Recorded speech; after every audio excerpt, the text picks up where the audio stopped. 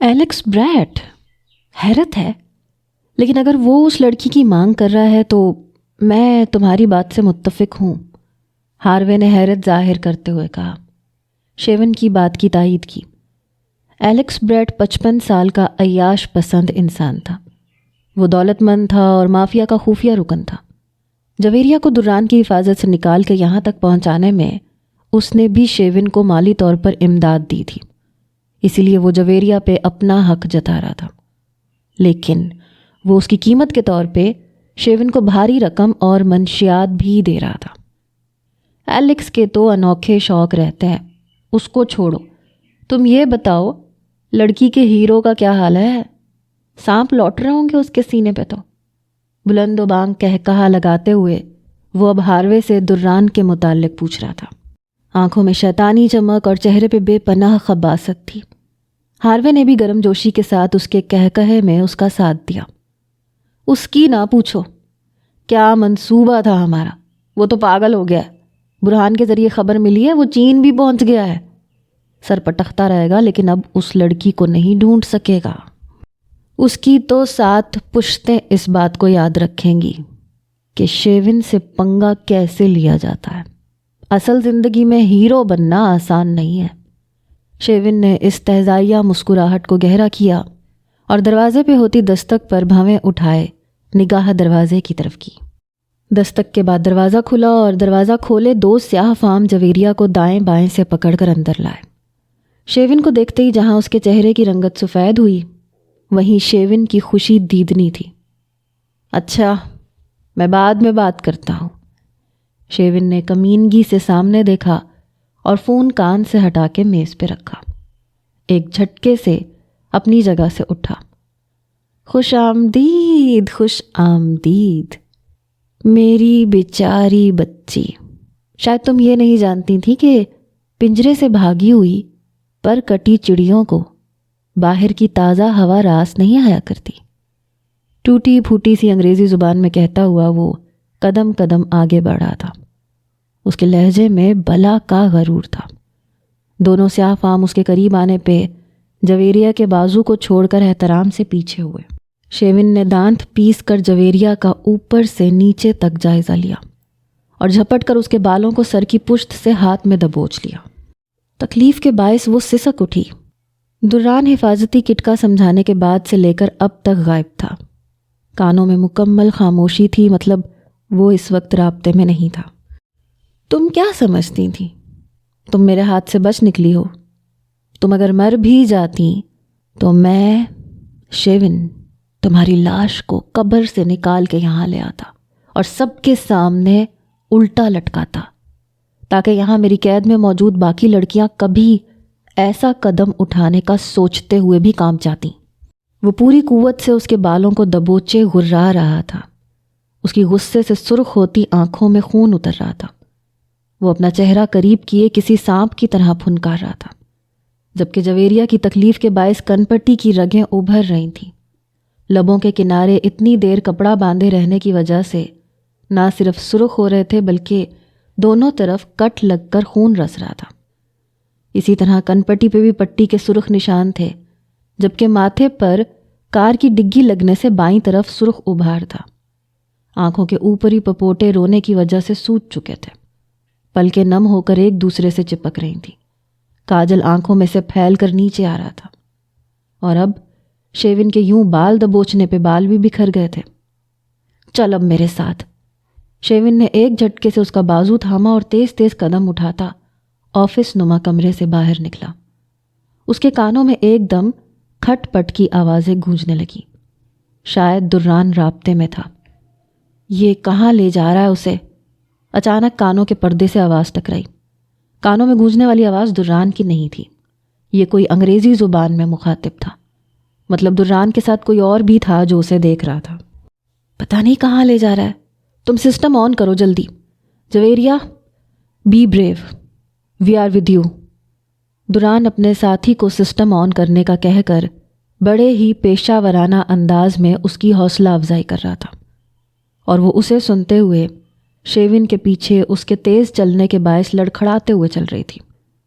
Office سے نکلنے کے بعد ایک لمبی راہداری تھی جس میں جگہ جگہ مختلف کمرے تھے۔ یہ کمرے ان کی ہائی سیکس ورکر لڑکیوں کے تھے، جن میں سے بہت سی شیون کا شور سن کے کمروں سے باہر نکل کے اب جویریہ کی طرف دیکھ رہی تھیں۔ ان کے چہروں پہ کوئی تاثر نہیں تھا، وہ بے حس ہو چکی تھیں، اسی لیے ان میں سے کچھ تو اب اس منظر کو دیکھ کے باقاعدہ مسکرا رہی تھیں۔ لمبی راہداری سے گزرنے کے بعد شیون اب ایک لوہے کی سلاخوں والے دروازے کے سامنے کھڑا تھا، جس کے دروازے کے قریب دیوار پر لاک کی پیڈ موجود تھا۔ دوران اب اپنے ساتھی کے ساتھ بات کرنے میں مصروف تھا۔ اس سے پہلے کہ شیون لاک کو دباتا، دوران عجلت میں اس سے مخاطب ہوا۔ جویریہ سنو، اب وہ اس دروازے کا کوڈ لگائے گا، تمہاری لینس والی پوری آنکھ کھول کر تمہیں اس پر فوکس کرنا ہے، جلدی سے کی پیڈ پہ فوکس کرو۔ دوران کی ہدایت پہ عمل کرتے ہوئے اس نے بے ساختہ شیون کے بڑھتے ہاتھ کے پیچھے موجود لاک کی پیڈ کی جانب غور سے دیکھا۔ جویریہ پوری آنکھ کھولو اور اب آنکھ مت جھپکنا جب تک وہ مکمل کوڈ ڈائل نہ کر لے۔ دوران پرجوش لہجے میں اسے حکم دے رہا تھا اور ساتھ ساتھ وہ کسی اور کو بھی ہدایت دے رہا تھا۔ یقیناً وہ اب اس کی لینس کا کوئی استعمال کرنا چاہتا تھا جو اس نے کچھ دیر پہلے اس کی آنکھ میں لگوایا تھا۔ شیون کی پیڈ پہ انگلیاں ٹپ ٹپا رہا تھا۔ دوران کی ہدایت کے مطابق اس نے نظریں پوری طرح کوڈ پر جمائی اور پلک جھپکانے سے گریز کیا۔ زک، کوڈ کاپی ہوا؟ یس، ڈن۔ دوران کے سوال پر دوسرے شخص نے کوڈ کاپی ہو جانے کی تائید کی۔ کوڈ دبانے کے چند سیکنڈز کے بعد ہی سلاخوں والا دروازہ سلائیڈ کی صورت میں دائیں سے بائیں دیوار کے اندر گھسا اور دروازہ کھل گیا۔ دروازہ کھلتے ہی وہ ایک لفٹ میں تھے جو نیچے جا رہی تھی۔ جویریہ کی ریڑھ کی ہڈی میں سنسناہٹ ہوئی۔ بدبودار گیلری کے ارد گرد بنے جیل نما کمروں میں نیم برہنہ لڑکیاں اور خون میں لت پت دیواریں، سب اس کی آنکھوں کے سامنے گھوم گیا۔ لفٹ رکی اور واقعی وہ اسی تہہ خانے میں تھے جہاں اس نے اپنی زندگی کے خوفناک دن اور رات گزارے تھے۔ وہاں اس جیسی بہت سی لڑکیاں آج بھی قید میں تھیں۔ وہ پھٹی آنکھوں اور بیٹھتے دل کے ساتھ سامنے دیکھ رہی تھی جب شیون نے ایک جھٹکے سے اس کے بازو کو کھینچا اور آگے بڑھنے لگا۔ گیلری کے وسط میں پہنچ کر وہ اونچی آواز میں چیخا، جاگو سب، جاگو، دیکھو اس کو اور پہچانو۔ وہ جہاں جہاں سے گزر رہا تھا، جیل نما کمروں میں قید بے بس لڑکیاں پھٹی پھٹی آنکھوں سے سلاخیں تھامے اسے دیکھ رہی تھیں۔ یہ ہے وہ چیونٹی جو اپنی اوقات بھول کر شیون کو ہرانے چلی تھی، مجھے دھوکہ دے کے بھاگ گئی تھی۔ بات کرتے ہوئے وہ ایک دم سے پلٹا اور پھر جویریہ کے بالوں کو مٹھی میں دبوچ لیا۔ اس کے چہرے پر شیطانی غصے میں بھری آنکھیں گاڑے کھڑا، وہ کوئی وحشی درندہ لگ رہا تھا۔ دیکھو سب اس کو اور جان لو سب کہ شیون کی قید سے بھاگی ہوئی لڑکی کا وہ اس کی آخری سانس تک پیچھا کرتا ہے، اور جب وہ اسے مل جاتی ہے تو وہ اسے بھیانک سزا دیتا ہے۔ تم سب کی سانسوں پر، تمہارے جسموں پر صرف میرا حق ہے۔ میں خدا ہوں تم سب کا، سنا سب نے، میں خدا ہوں۔ شیون اس کے گلے کو دبوچے اس کے چہرے پہ اپنا چہرہ جھکائے ہوئے وحشیوں کی طرح کفریہ کلمات کہہ رہا تھا۔ اس کا چہرہ جویریہ کے چہرے کے اتنا قریب تھا کہ اس کے سانس لینے کی بدبودار گرم ہوا کو بھی جویریہ اپنے چہرے پہ محسوس کر سکتی تھی۔ اسپٹ آن دا باسٹرڈز فیس، دوران کی آواز کان کے پردوں سے ٹکرائی۔ دوران کی آواز سے صاف ظاہر تھا کہ وہ ضبط کے عالم میں بمشکل بول رہا ہے۔ جویریہ، تھوکو اس کے منہ پہ۔ وہ جویریہ کو تھوکنے کا کہہ رہا تھا۔ جویریہ نے پھٹی پھٹی آنکھوں سے شیون کے شیطانی چہرے کو دیکھا۔ جسم خوف سے لرز رہا تھا، لیکن اس کا آخری جملہ کسی بھی مسلمان کے اعصاب پر اسی طرح ہتھوڑے برساتا جیسے اس وقت دوران کے اور اس کے اعصاب پہ برسائے تھے۔ وہ وقت کا فرعون تھا۔ دوران کے ساتھ موجود دوسرا شخص شاید اسے پرسکون رہنے کے لیے کہہ رہا تھا، جبکہ وہ لگاتار چیخ رہا تھا، اٹس مائی آرڈر، تھوکو اس کے منہ پہ۔ وہ جو بے حس و حرکت کھڑی تھی ایک دم سے جیسے کسی انجانی طاقت کے باعث ناک پھلا کے شیون کی آنکھوں میں آنکھیں ڈالیں اور پھر اس کے منہ پہ تھوک دیا۔ سب ساکن ہو گیا، سب کے منہ کھل گئے۔ جویریہ کے تھوکنے کے باعث شیون کی آنکھیں بند ہو چکی تھیں۔ اس کے غلیظ چہرے پہ جا بجا سفید تھوک کے چھینٹے تھے۔ اے بھاری گرج نے تہہ خانے کے در و دیوار ہلا دیے۔ وہ ساکن سے متحرک ہوا اور پاگلوں کی طرح دھاڑ کے جویریہ کے چہرے کو اپنے ہاتھ میں دبوچ لیا۔ میں تم سے نہیں ڈرتی، بولو اسے، غصہ دلاؤ اسے، دوران کی آواز تھی۔ وہ پرجوش لہجے میں اسے شیون کو اور غصہ دلانے پہ اکسا رہا تھا۔ وہ ایسا کیوں کر رہا تھا وہ نہیں جانتی تھی، لیکن دوران بار بار اسے یہ کہہ رہا تھا، میں تم سے نہیں ڈرتی۔ کیا کہا؟ میں تم سے نہیں ڈرتی۔ اب کی بار جویریہ نے چیخ کے جواب دیا اور پھر اچانک جمع ہو جانے والی ہمت سے ایک جھٹکا دے کے اپنے چہرے کو شیون کے ہاتھ سے چھڑوایا۔ سنو تم سب، ہاں میں اس سے نہیں ڈرتی اور تم سب کو بھی اس سے نہیں ڈرنا چاہیے۔ ہر لڑکی کو اس جہنم سے نکلنے کی پوری کوشش کرنی چاہیے۔ ہار مت ماننا لڑکیوں، ہار مان لینا اور ڈر جانا بزدلوں کا کام ہے۔ وہ پوری قوت سے ارد گرد سلاخوں کو تھامے کھڑی لڑکیوں کو دیکھ کر اونچی آواز میں بول رہی تھی۔ آواز پھٹ رہی تھی، لیکن آواز میں کوئی خوف، کوئی لغزش نہیں تھی۔ ضروری نہیں ہے تم میں سے ہر کوئی میری طرح پھر سے پکڑی جائے۔ اس کے چنگل سے نکلنا بہت آسان ہے۔ یہ خدا نہیں ہے، خدا وہ ہے جو ہم سب کا مالک ہے، ہر جگہ موجود ہے، وہ سب سے زیادہ طاقتور ہے، اور ایک دن اس شیطان کا یہ جہنم اسی کی آخری آرام گاہ ہوگا۔ تم سب کو نکلنا ہے یہاں سے، باہر کی دنیا میں جینا ہے۔ خدا کی مرضی کے بنا یہ ہمیں چھو بھی نہیں سکتا۔ چپ کر کتیا، لے کے آؤ اسے ٹارچر روم میں، اس کی ساری اکڑ میں نکالتا ہوں۔ وہ چیختا ہوا آگے بڑھا اور اسے بالوں سے دبوچ لیا۔ وہ نہیں جانتی تھی اس میں یہ ساری ہمت کیسے آئی، لیکن وہ چیخ رہی تھی۔ دوران کی طرف بھی خاموشی چھا گئی تھی۔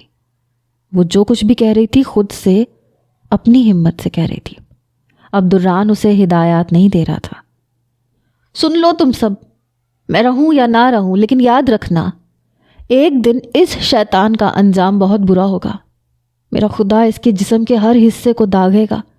جتنی تکلیفیں اس نے آج تک ہم سب کو دی ہیں، ہر تکلیف اس کو بار بار سہنا ہوگی، ابد تک سہنا ہوگی۔ یہ بھیانک موت مرے گا۔ سیاہ فام شیون کے حکم پہ اسے گھسیٹتے ہوئے اس کے پیچھے واپس لے جا رہے تھے۔ جویریہ، لسن ٹو می، اپنے ہاتھ میں پہنی رنگ کو ہتھیلی کی طرف گھماؤ۔ دوران کی سانس پھول رہی تھی۔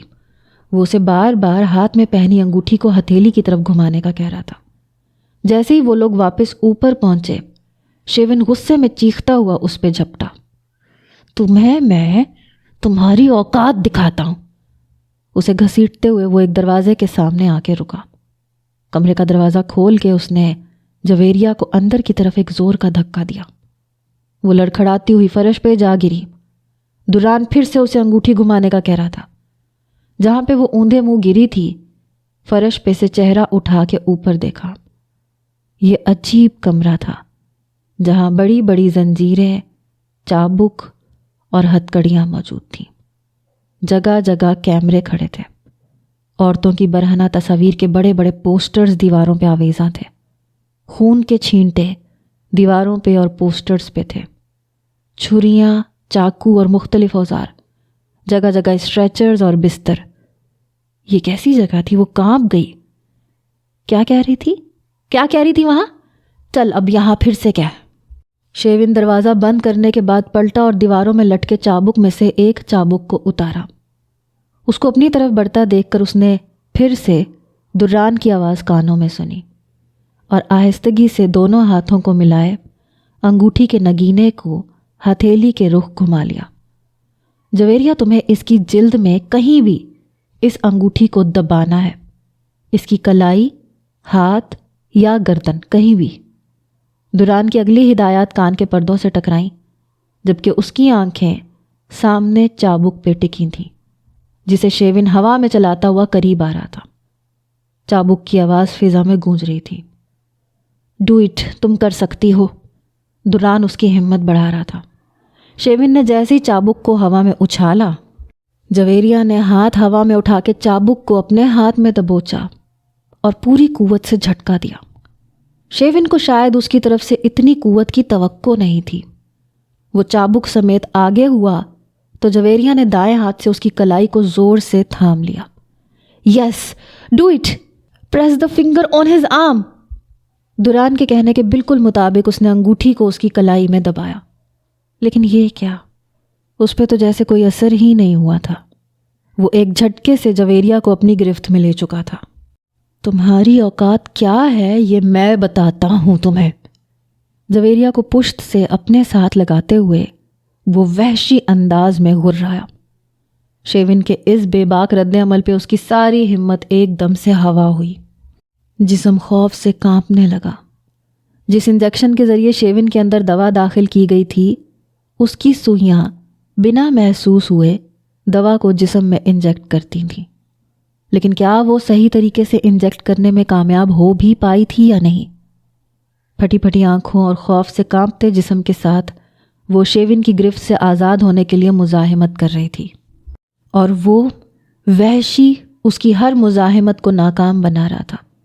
ایک دم سے اس کا جویریہ کے گلے کی طرف بڑھا ہوا ہاتھ ہوا میں معلق رہ گیا اور وہ رک گیا۔ جویریہ کو چھوڑ کر اپنے سر کو تھامے آنکھوں کو بار بار بند کر کے کھول رہا تھا۔ میڈیسن کام کر رہی ہے، لیٹس اسٹارٹ دا آپریشن۔ یہ دران کی آواز تھی جس کے ساتھ گہری سانس لے کر اس نے ساتھ بیٹھے شخص کو انگریزی زبان میں ہدایت دی۔ شیون اسی طرح سر کو تھامے ایک طرف لگے بستر تک آیا اور پھر ایک دم سے بستر پر بے سدھ ہو کر گر پڑا۔ تھوڑی دیر پہلے کے شور میں ایک دم سے جیسے گہری خاموشی چھا گئی۔ وہ گہرے گہرے سانس لیتی ہوئی اپنے حواس بحال کر رہی تھی جب دران کی آواز کانوں سے ٹکرائی۔ جویریہ، اس کا فون دیکھو کہاں ہے، نکالو اسے۔ دران کی اگلی ہدایت جاری ہو چکی تھی۔ جویریہ نے ڈرتے ڈرتے قدم آگے بڑھائے۔ ڈرو مت، وہ بے ہوش ہو چکا ہے۔ آگے بڑھو، دیکھو اس کی جیب میں سے موبائل نکالو۔ دران کی بات درست تھی۔ وہ اوندھے منہ بے سدھ بے ہوش پڑا تھا۔ جویریہ نے اس کی پینٹ کی جیب میں ہاتھ ڈالا۔ اس کی پینٹ کی جیب میں اس کا موبائل موجود تھا۔ موبائل کو نکال کر ہاتھ میں اٹھائے وہ سیدھی ہوئی۔ اس کے تھمب اسکین سے لاک کھولو۔ دران کی اگلی ہدایت پر وہ پھر سے جھکی اور شیون کے انگوٹھے کو پکڑ کر فون کے سینسر پہ لگایا۔ اس کے موبائل کی اسکرین کھل چکی تھی۔ بس اب جو بولوں کرتی جاؤ۔ زک، اسٹارٹ کاپنگ ایوری تھنگ۔ وہ اس کے ساتھ ساتھ دوسرے شخص کو بھی ہدایت جاری کر رہا تھا۔ پھر دران کی ہدایت کے مطابق وہ اس کے پورے فون کو کھنگال چکی تھی۔ دران اسے بس مختلف چیزیں کھولنے کے بعد اسکرول کرنے کا کہہ رہا تھا، کیونکہ باقی کام اس کی آنکھ میں لگا لینس کر رہا تھا۔ پورے موبائل کو کھنگالنے کے بعد دران نے اس کمرے میں موجود ہر فائل، ہر ڈرار، ہر چیز کو کھول کھول کر دیکھا تھا۔ تقریباً پچھلے 1.5 گھنٹے سے وہ یہ سب کر رہی تھی۔ کبھی کسی کونے میں جا کے کچھ دیکھتی، کبھی کچھ۔ سر چکرانے لگا تھا۔ دران، میں تھک گئی ہوں۔ بہت ہی مدھم، تھکی ہوئی مریل آواز تھی۔ اس کے ایسے کہنے پہ دران کی بولتی ایک دم سے بند ہوئی۔ اوکے اوکے، اب چھوڑ دو سب۔ زک، اسٹاپ۔ دران نے فوراً گھبرا کے اپنے ساتھی کو بھی کام کرنے سے روکا۔ ایک دم خاموشی چھا گئی۔ وہ اسی الماری کے پاس فرش پہ بیٹھ گئی اور سر کو الماری سے ٹکا لیا۔ جسم تھکن سے چور تھا۔ رواں رواں درد کی لہروں سے کسی زخم کی طرح دکھ رہا تھا۔ بھاری ہوتے پپوٹے کے نیچے آنکھیں ایک بار پھر گرم آنسوؤں سے بھر گئیں۔ دران اب شاید اپنے ساتھی کے ساتھ گفتگو کر رہا تھا، اور وہ بے آواز روتی ہوئی بار بار آنسو صاف کر رہی تھی۔ رونے کی آواز بڑھتے ہی ہچکی کی آواز شاید دران کے کانوں میں پڑی۔ تم رو رہی ہو؟ نہیں، بے مروتی سے جواب دیا۔ دران کی آواز میں فکر مندی تھی۔ اس کے نہیں کہنے کے بعد دوسری طرف خاموشی چھائی۔ وہ پھر سے رونے لگی، منہ پہ ہاتھ رکھے اپنی آواز کا گلا گھونٹنے کی بہت کوشش کی، لیکن ایسا ممکن نہیں تھا۔ اس کا دل پھٹ رہا تھا، اسے وحشت ہو رہی تھی، وہ یہاں سے بھاگ جانا چاہتی تھی۔ اسے دران سے خوف آنے لگا تھا، جس نے اسے بنا بتائے مچھلی کے کانٹے میں پھنسا کے سمندر میں پھینک دیا تھا۔ زندگی میں پہلی بار اسے دران سے شدید نفرت ہو رہی تھی۔ مجھے تمہیں دیکھنا ہے، شیشے کے سامنے آؤ۔ کچھ توقف کے بعد اس کی بھاری آواز کانوں سے ٹکرائی۔ دل کیا دران کی اس فرمائش پہ اس کا گلا دبا دے۔ ناک کے نتھنے ضبط سے پھولنے لگے، وہ جبڑے بھینچے چپ بیٹھی تھی۔ میں کچھ کہہ رہا ہوں تم سے، وہ سامنے شیشے میں جا کے کھڑی ہو جاؤ، مجھے دیکھنا ہے تمہیں۔ لہجہ التجائی تھا، جس میں دنیا بھر کی محبت سے موئے وہ اس کی ایک جھلک دیکھنے کو بےتاب تھا، اور اسے شیشے کے سامنے آنے کا کہہ رہا تھا، کیونکہ اس کے کانوں میں لگے کیمروں سے وہ اس کے سامنے کے منظر کو دیکھ سکتا تھا، لیکن اسے نہیں دیکھ سکتا تھا۔ نہیں آنا مجھے، سپاٹ اور سخت لہجے میں جواب دے کے وہ اب اپنے گال رگڑ رہی تھی۔ دل کیا کسی طرح اپنے کانوں سے یہ بالیاں نوچ دے کہ اس سنگ دل کی آواز تک نہ سنائی دے۔ مجھے دیکھنا ہے تمہیں، پلیز۔ کس قسم کی ضد تھی اور کس بات کا زوم تھا جناب کو، جو اسے دیکھنے پہ بضد تھا؟ جس کو اتنی محبت ہوا کرتی ہے وہ اپنے محبوب پہ آنچ نہیں آنے دیتے۔ اس کی محبت دنیا کی انوکھی ہی محبت تھی۔ مجھے نہیں دکھانا اپنا آپ چپ کریں گے پلیز؟ مجھے آپ کی آواز نہیں سننی ہے۔ تم پیار کرتی ہو مجھ سے تو مل تو رہی ہے اس کی سزا، کیا کافی نہیں ہے یہ؟ دانت پیستے ہوئے جلا کٹا جواب دیا تو دوسری طرف گہری خاموشی چھا گئی۔ چند سیکنڈ کے توقف کے بعد پھر گہری سانس کی آواز گونجی۔ میں تمہیں کیسے سمجھاؤں؟ نہیں سمجھا سکتا۔ یقین کرو میں تمہیں کچھ نہیں ہونے دوں گا۔ میرے لیے فکر مند نہ ہو آپ بس اپنے مقصد پہ دھیان دیں۔ مجھے آپ پر یقین ہو نہ ہو، میرے اللہ پہ ہے۔ میرے اللہ نے کہا ہے، بس یقیناً مشکل کے بعد آسانی ہے۔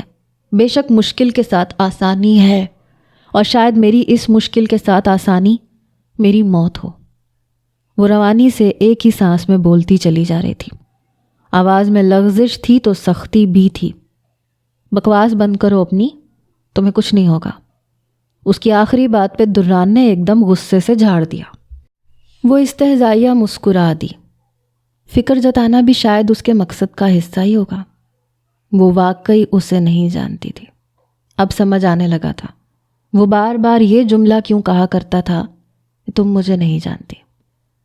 خاموش کمرے میں موبائل فون کی گھنٹی کی آواز گونجی تو وہ چونک کے سیدھی ہوئی۔ یہ گھنٹی شیون کے موبائل کی بج رہی تھی۔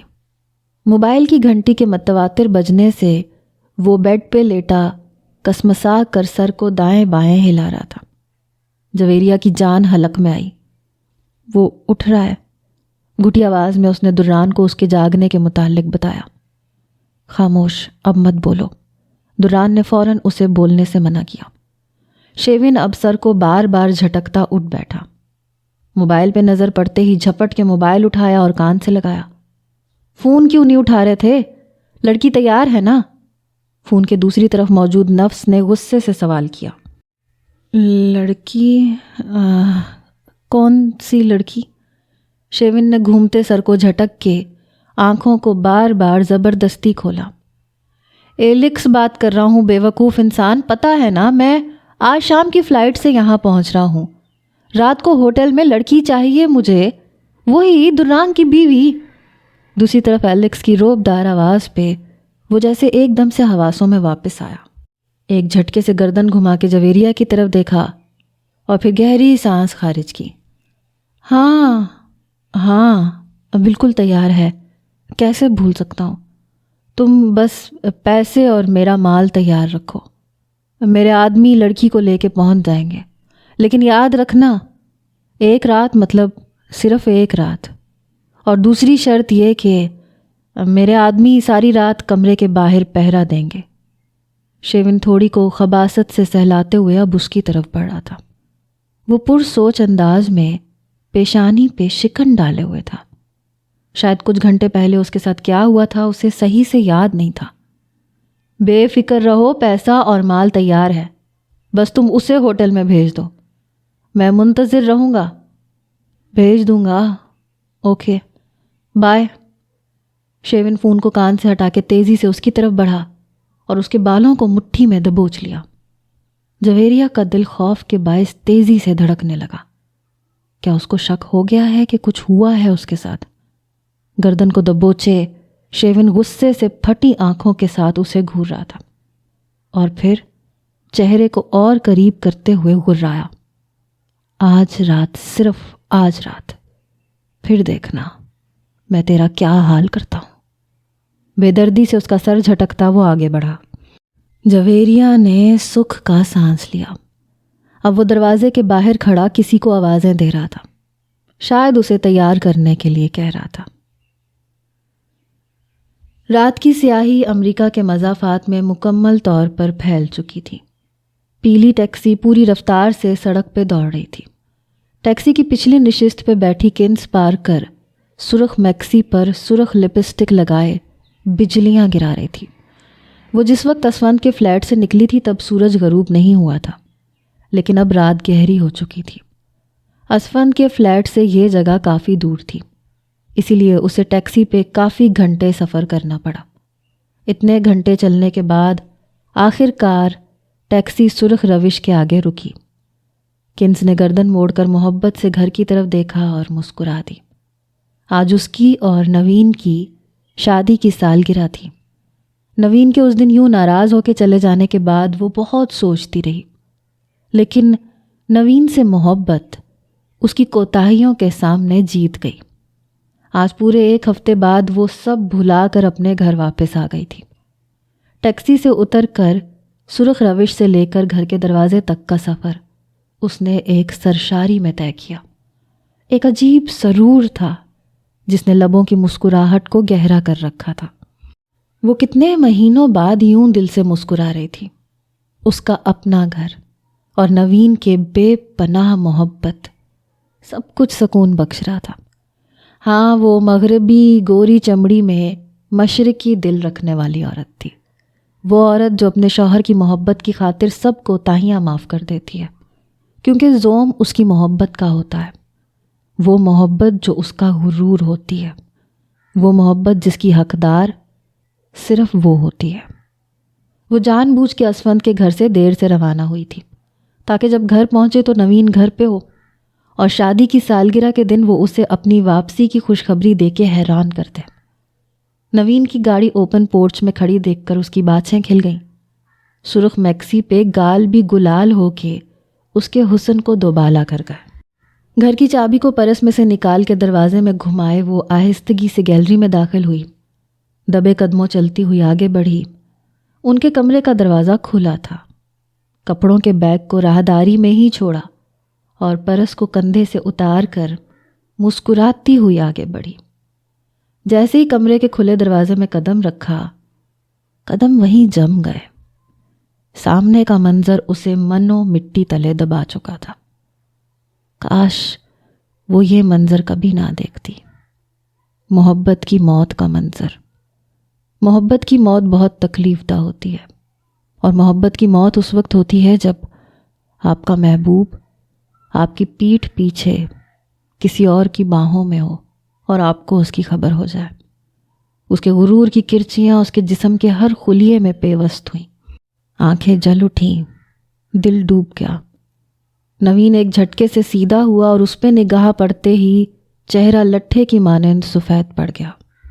نوین کے دیکھنے پر وہ جو مجسم کھڑی تھی، دھندلے ہوتے منظر سے نظریں ہٹا کے تیزی سے واپس پلٹی، بیگ کے ہینڈل کو تھاما اور جن قدموں سے یہاں آئی تھی انہی قدموں سے تیز تیز واپسی کے لیے قدم بیرونی دروازے کی طرف بڑھا دیے۔ کنز! نوین کی پکار تھی۔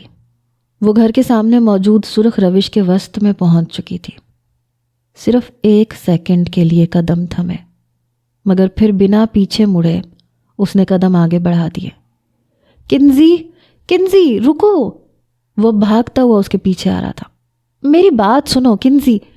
وہ اس کے پیچھے پہنچ کر ایک جھٹکے سے اسے کندھے سے پکڑ کے اپنی طرف موڑ چکا تھا۔ چھوڑو مجھے!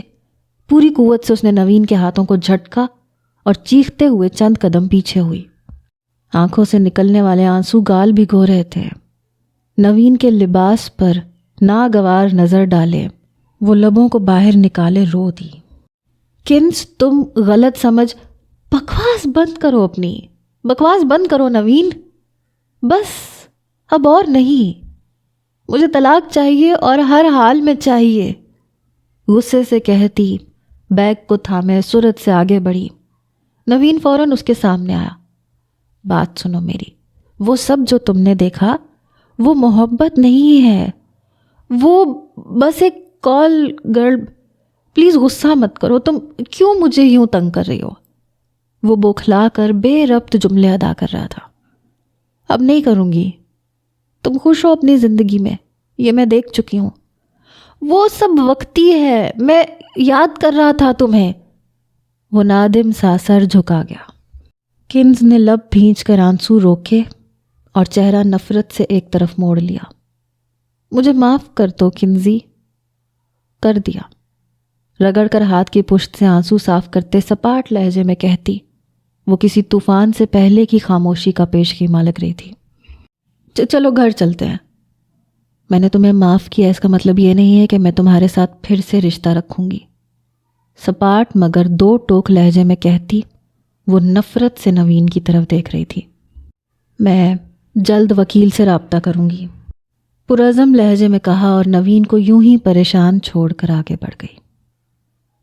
کمرے کا دروازہ ہلکی سی کلک کی آواز کے ساتھ بند ہوا۔ دروازہ بند ہوتی جویریہ نے سٹپٹا کے ارد گرد دیکھا۔ یہ کسی ہوٹل کا بہت بڑا کمرہ تھا، جہاں قیمتی فرنیچر سے لے کر دنیا کی ہر حسین اور دلکش چیز موجود تھی۔ شیشے کی طرح چمکتا سفید فرش، جہازی سائز بیڈ، چھت سے لٹکتے سفید فانوس، سفید صوفے، سینما اسکرین ٹی وی، ہر طرح کی شراب سے لیس بار کاؤنٹر، خوبصورت ٹیرس اور سامنے موجود پوری دیوار میں نصب شیشہ، جس کی طرف رخ پھیرے اس کے علاوہ یہاں موجود وہ دوسرا نفس کھڑا تھا، آف وائٹ پینٹ کوٹ اور سیاہ جوتوں میں ملبوس، ایک ہاتھ میں سلگتا سگار تھامے، سفید گرے بالوں کی پشت پر پونی بنائے۔ جویریہ نے آنکھوں کو سکیڑے اس کی طرف دیکھا۔ شیون نے اسے سفید رنگ کے لباس میں تیار کروا کے اس ہوٹل میں بھیجا تھا۔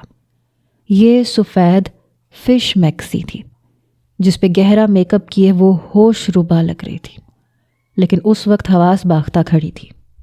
شیون کے کمرے سے نکلنے کے بعد سے لے کر اب تک دران کا رابطہ اس سے منقطع تھا۔ اب آگے اسے یہاں کیا کرنا تھا یہ دران ہی بتانے والا تھا، اور وہ بے تابی سے اس کے رابطے کی منتظر تھی۔ اسے تیار کرنے والی میک اپ آرٹسٹ کان میں موجود بالیاں اتارنے میں کامیاب نہیں ہو سکی تھی، لیکن وہ جوتے اسے اتارنے ہی پڑے، جن کے بارے میں وہ دران کو بتا بھی نہیں سکی۔ کمرے کے باہر شیون کے آدمیوں کا پہرا تھا جو اسے یہاں لے کے آیا تھا، اور اب کمرے میں موجود یہ پونی والا شخص ضرور ایلیکس تھا۔ وہ یوں ہی دروازے سے تھوڑا آگے کھڑی اسے دیکھ رہی تھی جب وہ پلٹا۔ سفید چہرے پہ ہلکی جھریاں اس آدمی کی عمر کی غمازی تھی، گھن زدہ نقوش والا چہرہ۔ وہ اب جویریہ کو دیکھ کر خباثت سے مسکرا رہا تھا۔ جویریہ نے سٹپٹا کے نگاہیں چرائیں۔ سر بھاری ہو رہا تھا اور ریڑھ کی ہڈی میں خوف کی لہر اوپر نیچے سفر کر رہی تھی۔ وہ یوں ہی نگاہیں جویریہ پہ جمائے قدم قدم آگے بڑھ رہا تھا۔ دل خوف سے پھڑ پھڑانے لگا۔ دران رابطہ کیوں نہیں کر رہا تھا؟ ایلیکس کمرے میں موجود میز کے پاس رکا، جھکا اور ایش ٹرے پر سلگتے سگار کو رکھ کر سیدھا ہوا۔ وہ اپنا اوپری کوٹ اتار رہا تھا۔ دران، تم کہاں ہو؟ جویریہ نے ماتھے پہ آئے پسینے کو صاف کرتے ہوئے آہستہ سے پکارا۔ ایلیکس کے بڑھتے قدم اس کی جان نکال رہے تھے۔ وہ کوٹ کو بیڈ پہ اچھال چکا تھا۔ کہیں میک اپ کرنے والی لڑکی نے بالیوں کو کچھ کر تو نہیں دیا؟ اف خدا، دران کہاں ہے؟ دران کہاں ہو تم؟ روحان سی آواز میں دران کو پکارتی وہ اب قدم قدم پیچھے ہٹنے لگی تھی۔ ایلیکس تو جیسے اس کی گھبراہٹ سے لطف اندوز ہو رہا تھا۔ وہ گھن زدہ صورت والا بوڑھا تھا جو اس کے سراپے کو دیکھتا ہوا اب شرٹ کے اوپری بٹن کھول رہا تھا۔ دران سے رابطہ نہیں ہو رہا تھا، لیکن اسے اپنے آپ کو بچانا تھا۔ اس نے ایک دم سے بیرونی دروازے کی طرف بھاگنے کی خاطر رخ موڑا۔ وہ چند قدم ہی بھاگی تھی جب ایلیکس ایک جست میں اس تک پہنچ کر اسے کمر سے دبوچ چکا تھا۔ ایک چیخ تھی جو اس کے حلق سے برآمد ہوئی۔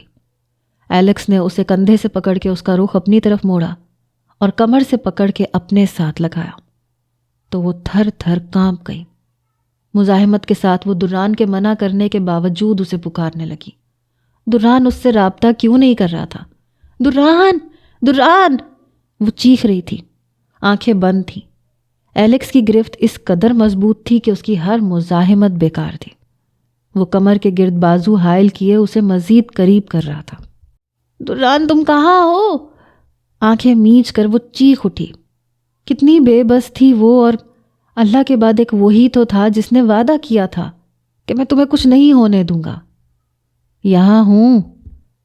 وہ آنکھیں سختی سے میچے ہوئے تھی جب دران کی آواز کانوں سے ٹکرائی، لیکن یہ آواز اسپیکر سے آتی ہوئی آواز تو نہیں تھی۔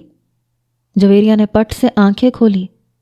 ایلیکس نامی وہ شخص ایک ہاتھ سے اس کی کمر کو تھامے، دوسرے ہاتھ سے گردن کے نیچے سے کھینچتا ہوا چمڑے کا بنا لچکدار ماسک اپنے چہرے پہ سے اتار رہا تھا۔